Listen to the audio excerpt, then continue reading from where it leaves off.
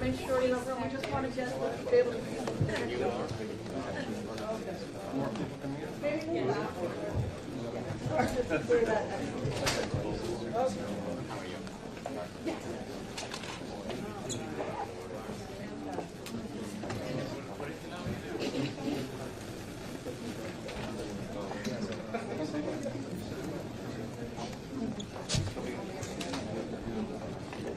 All right, we're going to start in just a few more minutes, guys, so I appreciate the patience.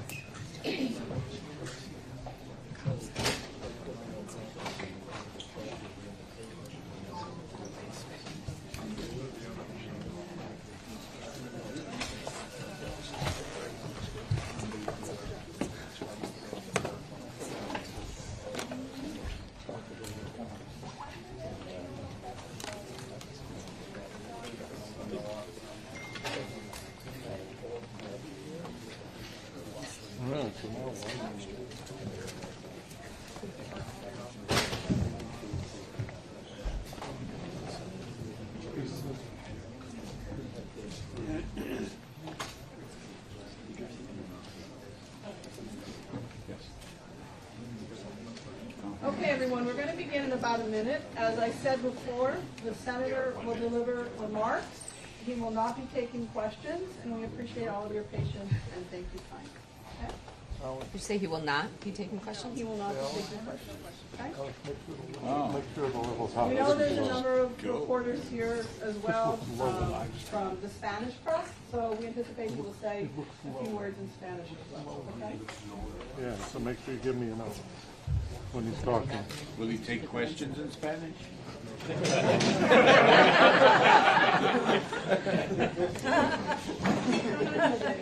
an actual question.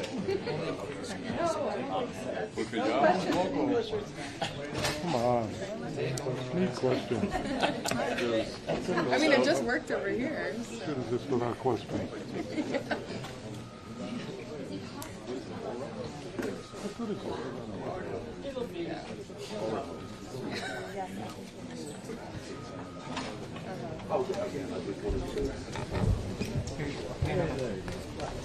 Senator.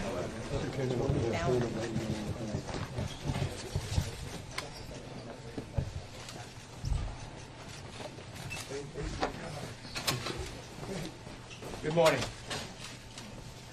Thank you to all of you who are here today, especially the New Jerseyans who have joined me as I address the events of the last few days. On Friday, the Southern District of New York brought charges against me. I understand how deeply concerning this can be. However, the allegations leveled against me are just that, allegations. For anyone who has known me throughout my 50 years of public service, they know I have always fought for what is right.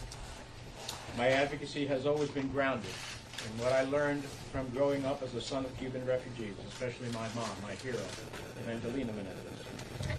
Everything I've accomplished, I've worked for, despite the naysayers and everyone who has underestimated me. I recognize this will be the biggest fight yet, but as I have stated throughout this whole process, I firmly believe that when all the facts are presented, not only will I be exonerated, but I still will be the New Jersey's senior senator. For now, I want to address 4 things. First, a cornerstone of the foundation of American democracy and our justice system is the principle that all people are presumed innocent until proven guilty. All people. I ask for nothing more and deserve nothing less. The court of public opinion is no substitute for our revered justice system. We cannot set aside the presumption of innocence for political expediency when the harm is irrevocable. To those who have rushed to judgment, you have done so based on a limited set of facts framed by the prosecution to be as salacious as possible. Remember, prosecutors get it wrong sometimes. Sadly, I know that. Instead of waiting for all the facts to be presented, others have rushed to judgment because they see a political opportunity for themselves or those around them. All I humbly ask for in this moment, and my colleagues in Congress, the elected leaders, and the advocates of New Jersey that I have worked with for years, as well as each person who calls New Jersey home, is to pause and allow for all the facts to be presented. Second, my long record on Egypt. One fact is indisputable. Throughout my time in Congress, I have remained steadfast on the side of civil society and human rights defenders in Egypt and everywhere else in the world. If you look at my actions related to Egypt during the period described in this indictment and throughout my whole career, my record is clear and consistent in holding Egypt accountable for its unjust detention of American citizens and others, its human rights abuses, its deepening relationship with Russia, and efforts that have eroded the independence of the nation's judiciary, among a myriad of concerns. In 2017, I led a bipartisan letter to then-President Trump expressing grave concern with the worsening situation for human rights and civil society in Egypt. That same year, I sent a letter to the Senate Appropriations Subcommittee supporting U.S. assistance to Egypt as long as Egypt adhered to the Camp David Accords and urged the Appropriations Committee to include the requirements for assistance reform strategies outlined in the Egypt Assistance Reform Act of 2013. In 2018, I urged Secretary Tillerson to focus more on human rights issues in Egypt and raised concerns that the electoral environment ahead of Egypt's elections at the time was not free, fair, and credible. In 2019, I met with President el-Sisi at the Munich Security Conference and emphasized the level of repression inside of Egypt, risking eroding our security cooperation and raising concerns about Egypt's intent to purchase a Russian missile system. In 2020, I spoke on the Senate floor for International Women's Day and cited the cases of Marinor El-Masri, a human rights lawyer, and Ezra Abel Fattah, a human rights activist and reporter who were unjustly detained in Egypt for fighting for human rights, democracy, and a free press. I have placed holds on foreign military sales funding to Egypt, and in the presence of other United States senators, I have challenged President Sisi directly on human rights abuses, arbitrary detention, and press freedoms. And the list goes on. Throughout my 30 years in the House of Representatives and the Senate, I have always worked to hold accountable those countries, including Egypt, for human rights abuses, the repression of its citizenry, civil society, and more. Those who now are attempting to malign my actions as it relates to Egypt simply don't know the facts. Third, for 30 years, I have withdrawn thousands of dollars in cash from my personal savings account, which I have kept for emergencies and because of the history of my family facing confiscation in Cuba. Now, this may seem old-fashioned, but these were monies drawn from my personal savings account based on the income that I have lawfully derived over those 30 years. I look forward to addressing other issues at trial. 4, I want to speak directly to the people of New Jersey. As I started these remarks, you're the reason why I have dedicated the entirety of my adult life to improving the lives of hardworking New Jerseyans and all Americans. Some of the people calling for my resignation for political reasons say I have lost the trust of the people of New Jersey. That couldn't be more wrong. Today I'm surrounded by everyday people and constituents who know me. They are here because I fought for important health care policies like the Affordable Care Act, access to reproductive health care, funding for community health centers, and lowering the cost of prescription drugs. They are here because I have fought for working people, those who work 5 to 9, to support those working from 9 to 5. I've always advocated for the right of workers to organize for better wages and working conditions, and have been a staunch supporter of delivering critical services like affordable child care to better support working families.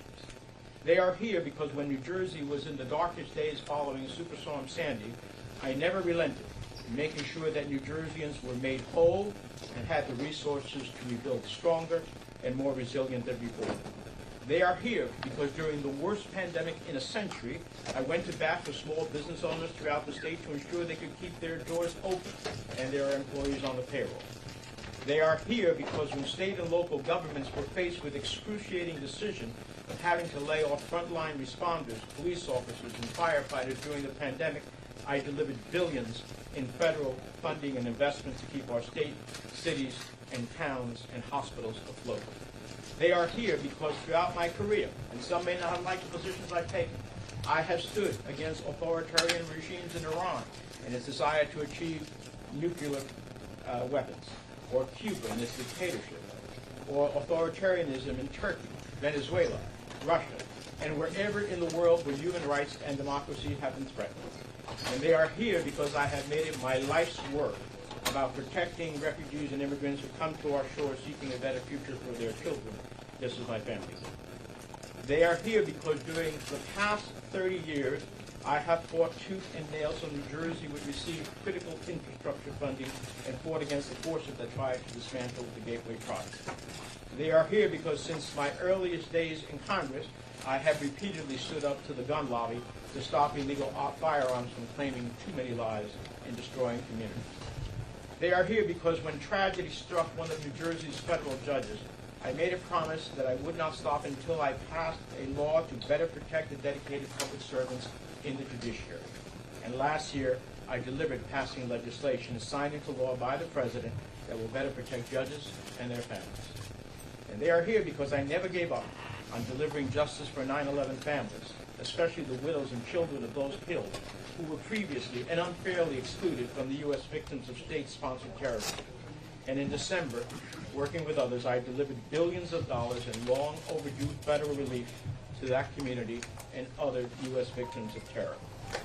They are here because when other members of Congress wanted to turn their backs on our veterans and not pass the PACT Act to provide health care for our veterans who were exposed to toxic burn pits, I was there. And they are here because I successfully passed legislation to better serve World War II vets as well as those suffering from Gulf War illnesses. For now, I remain focused on continuing to do the important work I do every day on behalf of the 9 million people who call New Jersey home, including doing everything we can this week to avoid a government shutdown, deliver critical funding for states affected by catastrophic natural disasters, and ensure the people of Ukraine have everything they need to defeat Putin. And I'll return to Washington this week to do exactly that. Now, let me just say a few words in Spanish. Buenos días. Gracias a todos los que están aquí, especialmente los residentes de New Jersey que me acompañan hoy, mientras realizo comentarios sobre los eventos de los últimos días. El viernes, el Distrito Sur de Nueva York presentó cargos en mi contra. Entiendo que estos cargos son serios, pero las alegaciones presentadas en contra de mí son eso solamente, alegaciones. Cualquier persona que me ha conocido a lo largo de mis 50 años de servicio público sabe que siempre he luchado por lo que es justo. Mi trabajo siempre se ha centrado en lo que aprendí en crecer como hijo de refugiados cubanos, especialmente de mi madre, mi heroína evangélica. He trabajado para alcanzar todos mis logros, a pesar de los detractores y todos los que me han subestimado. Reconozco la gravedad de este momento y que este será mi mayor batalla hasta hoy en día. Pero como he dicho a lo largo de todo este proceso, creo firmemente que cuando se presentan todos los hechos, no solo seré exonerado, sino seguiré siendo el senador federal de Cuba. Por ahora quiero abordar cuatro cosas. En primer lugar, una piedra angular de la fundación de la democracia estadounidense y del sistema judicial es el principio de que todas las personas se presumen inocentes hasta que se demuestre su culpabilidad. Todas las personas. No pido nada más ni merezco nada menos. La Corte de la Opinión Pública no es sustituto de nuestro venerado sistema de justicia. Para aquellos que se han apresurado a juzgarme, le han hecho basado en conjunto limitado de hechos enmarcados por la fiscalía para que sea lo más provocativos posible. Recuerden, los fiscales a veces se equivocan. Por desgracia, yo sé eso de primera mano. En lugar de esperar a que se presentan todos los hechos, otros se han apresurado a juzgarme porque ven una oportunidad política para sí mismos y para quienes lo rodean. Todo lo que pido humildemente en este momento a mis colegas en New Jersey, a los líderes electos, a los activistas de nuestro estado, a cada persona que llama a New Jersey su casa, es hacer pausa y permitir que se presenten todos los hechos. Todo lo que pido humildemente es actualmente a mis colegas en el Congreso, a los líderes de nuestro estado, que eso puede pasar. En segundo, quiero hablar de mi larga historia con relación a Egipto. Un hecho es indiscutible. Durante todo el tiempo que llevo en el Congreso, me he mantenido firme al lado de la sociedad civil y los defensores de los derechos humanos en Egipto y cualquier otra parte del mundo.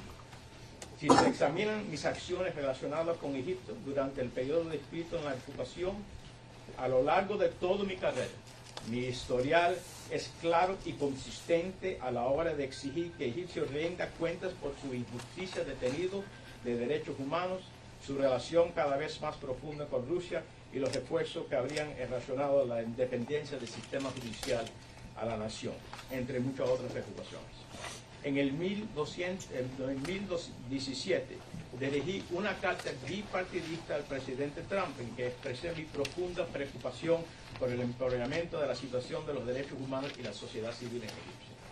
Ese mismo año envié una carta del subcomité de asignaciones del Senado apoyando la asistencia estadounidense a Egipto mientras que Egipto compartiera con los acuerdos de Camp David, y insistí al comité que incluyera requisitos para las estrategias de reformas de asistencia al acuerdo de reforma de Egipto, de asistencia a Egipto. En el 2018 insistí al secretario de Estado Tillerson a centrarse más en las cuestiones de derechos humanos en Egipto y planteé mi preocupación por el hecho de que el entorno electoral previo a las elecciones de Egipto en ese momento no será libre ni creíble.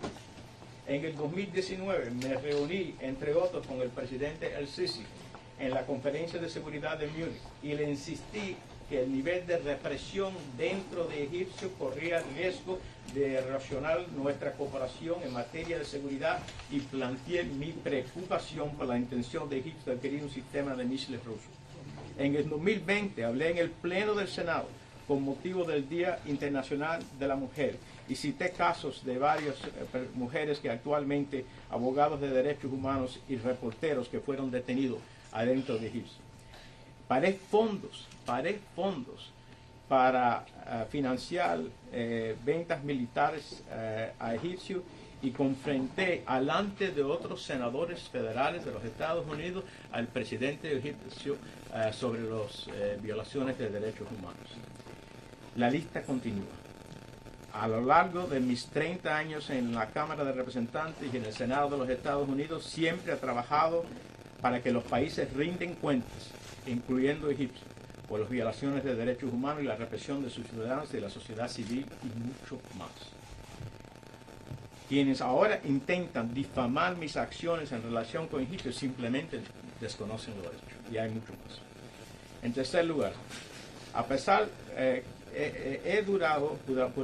durante 30 años, he retirado en efectivo de mis cuentas personales de ahorro miles de dólares por mantenerlos para emergencias y por la historia de confiscación en Cuba. Algunos pudieran decir que esto es anticuado, pero se trata de dinero retirado de mi cuenta personal basado en los ingresos que he obtenido legalmente durante esos 30 años. Espero abordar otras cuestiones en el juicio. 4. Me dirijo finalmente a los residentes del estado de New Jersey. Como he dicho al principio de estas declaraciones, ustedes son la razón por la que he dedicado mi vida adulta a mejorar la vida de los trabajadores de New Jersey y a todas nuestras familias. Algunas de las personas que piden mi renuncia por razones políticas dicen que he perdido la confianza del pueblo de New Jersey. No podrían estar más equivocados. Estoy rodeado hoy de personas que me conocen. Están aquí porque he luchado por las políticas de salud importantes como la ley de asistencia de salud accesible, la atención médica productiva, la financiación de los centros de salud comunitarios, la reducción del costo de medicamentos recetados. Están aquí porque hoy siempre he luchado por los trabajadores, esos que se aparecen de 5 a 9, después de esos que se aparecen de 9 a 5, lo que han hecho los trabajos más difíciles, para asegurar sus derechos, para organizarse y conseguir mejores condiciones. Están aquí porque cuando New Jersey se enfrentó con el huracán Sandy, nunca cedí en asegurarme que los habitantes de New Jersey recuperaran y tuvieran los recursos para reconstrucción más fuertes y resilientes que antes.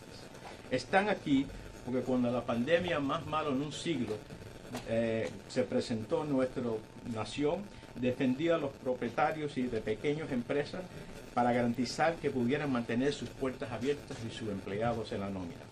Están aquí porque cuando los gobiernos estatales y locales y de los condados se tenían la decisión de despedir a policías, bomberos y de otros de primera línea, conseguí miles de millones de dólares en fondos para mantener a flote nuestro estado, nuestras ciudades, nuestros pueblos y nuestros hospitales.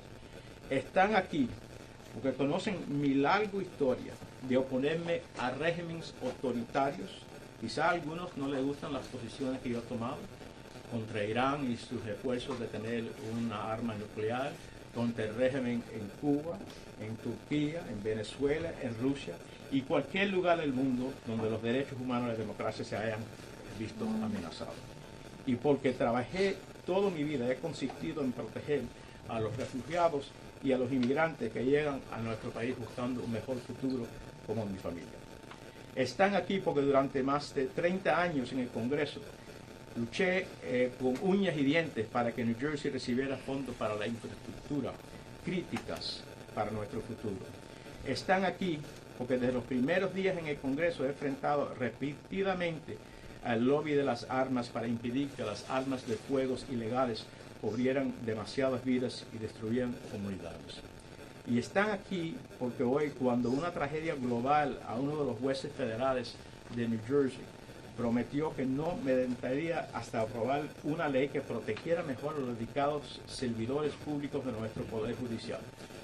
Y el año pasado cumplí con esa promesa, aprobando una ley promulgada por el presidente que protege mejor a nuestros jueces y sus familias. Y están aquí porque cuando las familias del 11 de septiembre que perdieron sus queridos seres familiares no le dieron los fondos necesarios que actualmente se merecían, yo luché y conseguí que miles de millones de dólares en ayudas federales legalmente esperadas a esa comunidad fueran actualmente otorgadas. Así que esto es lo que es nuestra historia. Por ahora sigo centrado en continuación haciendo el importante trabajo que hago todos los días en nombre de los 9 millones de personas que consideran New Jersey su hogar, incluyendo hacer todo lo posible esta semana para evitar un cierre de gobierno, entregar fondos críticos para los lugares afectados por desastres naturales y asegurar que el pueblo de Ucrania tenga todo lo que necesita para derrotar a la Putin. Nunca he malversado mi promesa y mi obligación al pueblo. Volveré a Washington esta semana para hacer exactamente eso. Thank you very much.